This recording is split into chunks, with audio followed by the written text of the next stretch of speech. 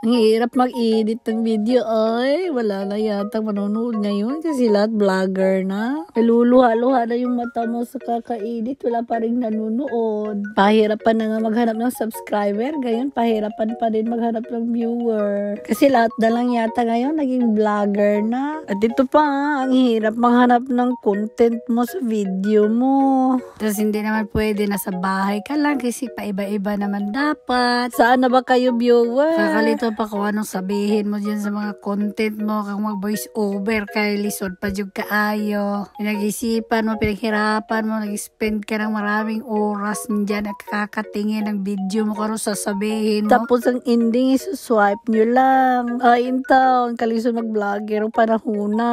May pili ka din ng content mo na pagkain. Tapos ngayon, sobrang gastos din yung pagkain kasi ang mahal ng mga bilihin. Tapos pag-travel naman yung content mo, kailangan mo ding mangutang kasi pampamasahe. So, diba? Hindi madali maging vlogger tapos i-bash nyo pa. Tapos wag palagi kapag nakangiti dyan sa video mo, sasabihin nyo, maitim yung gilagid mo. Minsan naman magko-comment na dilaw yung ipin mo. At ito pa, pag nag-fitness kayo, sasabihin nyo, maitim yung kilikili mo. Ay, naku, naunsa naman mo. Nagsikap na nga yung tao, binabash nyo. Tapos pag nagsasalita ka ng Bisaya, sabihin naman, Tagalogin nyo. Ang hirap kaya mag-Tagalog, mag-Bisaya kayo, tono Bisaya pa rin. Kayo iba dyan, wag na kayong mag-vlog. Manood na lang kayo para may viewers din kami. Doon na lang kayo sa engagement kasi importante din yung engagement. Kung ano-ano na nga ginagawang content, wala pa rin nanonood. Sakit na ulo ko sa kakaisip kung anong sasabihin ko sa mga vlog. Gusto niya yata umihi ako sa harap ng camera. Ayoko nun